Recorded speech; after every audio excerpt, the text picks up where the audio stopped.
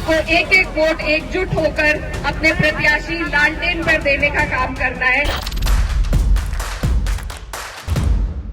आज पूरे देश की नजर अगर कहीं है तो आप लोगों के ऊपर है कि बिहार की ये अजीम जनता हमें रास्ता दिखाएगी कि इस देश को किस दिशा में चलना चाहिए। नफरत के दिशा में, बेरोजगारी और गरीबी के दिशा में, या एक उम्मीद के दिशा में। तो आज हम सब आपके बीच में महागठबंधन के रूप में एक ऐसा गठबंधन लेके आए हैं जहां सभी का मान सम्मान, सभी की इज्जत होगी, जहां आपकी तरक्की के लिए, आपकी आने वाली नस्लों की तरक्की के लिए काम किया जाएगा। ये जो धरती है बिहार की, ये मेहनत कष्टों की धरती है और यहाँ पर सबसे ज्यादा ईमानदारी से मेहनत करने वाले हमारे भाई रहते हैं। लेकिन अफसोस की बात है कि आप लोगों को रोजगार के लिए अलग अलग सूबों में जाना पड़ता है, अलग अलग राज्यों में जाना पड़ता है। ये आपकी जो सरकार है, ये आपको नहीं रोजगार देना चाहती, आपकी तरक्की नहीं चाहती है। अब बहुत लंबा वक्त काट के आपके सामने ये सुनहरा मौका है कि आप लोग हम सब एकजुट होकर मिलकर इस सरकार को बदलने का काम करें। और ये सरकार सिर्फ तब बदली जा सकती है जब हम बहुत समझदारी और सूझबूझ के साथ ये आंकड़े जोड़े कि सरकार को हरा कौन सकता है।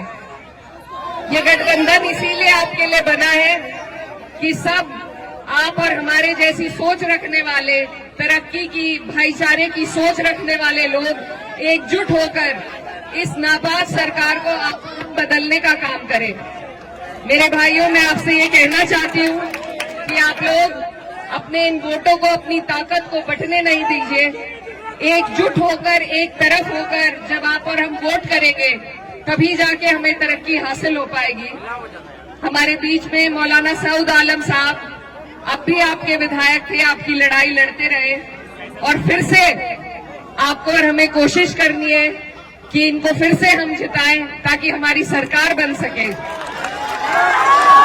मेरे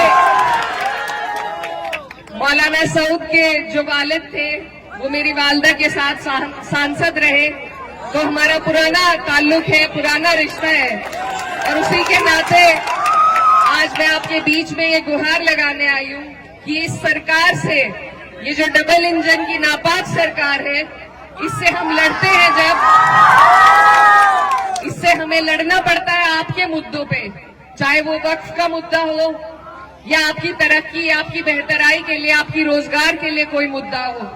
जब हम लड़ते हैं तो आपकी और हमारी लड़ाई का फायदा उठाकर जो लोग जीत के इस सरकार में बैठे हैं, उन्होंने किस तरीके से आपको और हमें धोखा देने का काम किया, ये बात आपको जरूर याद रखनी है।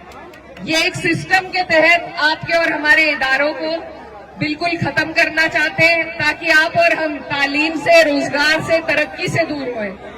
तो इन लोगों के इस इरादे को अगर हम फेल कर सकते हैं तो सिर्फ एक वोट की ताकत हमारे पास है और कोई लाठी डंडे की ताकत नहीं है। सिर्फ वोट की ताकत से आप चोट पहुंचा सकते हैं और उसमें भी अगर हम अपने वोटों को बांट देंगे, अगर आपसी लड़ाई के चक्कर में हम इनको फिर जीतने देंगे तो ये हमारी आने वाली नस्लें आपको और हमें कभी माफ नहीं कर पाएंगी।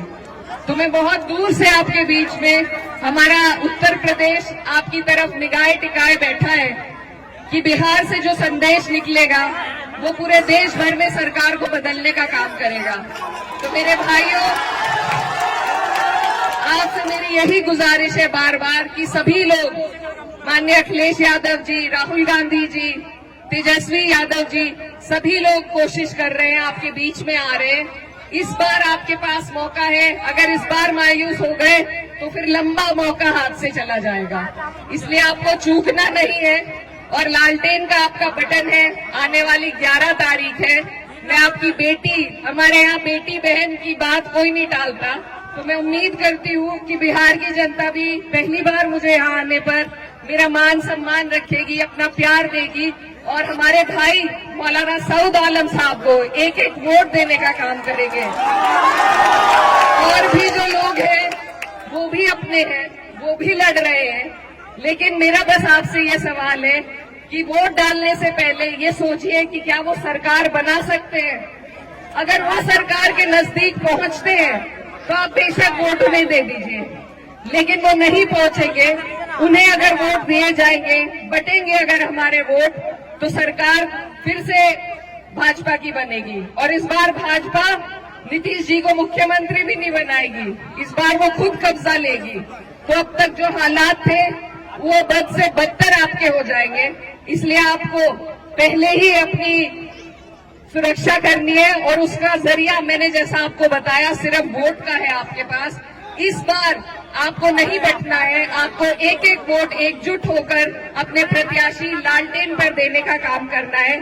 तो इन्हीं बातों के साथ मैं उम्मीद करती हूँ कि बोआखाली की ये जनता, ये गयूर आवाम सही फैसला लेगी, लालटेन का बटन दबाएगी और मौलाना सऊद साहब को यहाँ से जिताने का फिर से काम करेगी। आप सब यहाँ मेरी बात सुनने के लिए इकट्ठा हुए, यहाँ पर दूर दूर से लोग आए, मैं आपका तहे दिल से शुक्रिया अदा करती हूँ।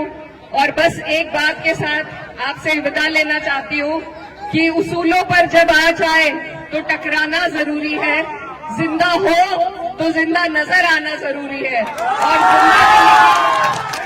और जिंदा कौम की और जिंदा दिल्ली की अगर सबसे बड़ी मिसाल कोई हो सकती है तो वो इस बार इस सरकार को उखाड़ फेंकने की ही मिसाल आपको देनी है। आप सबका यहाँ आने के लिए बहुत बहुत शुक्रिया, धन्यवाद। दुआओं में याद रखिएगा। अस्सलाम वालेकुम।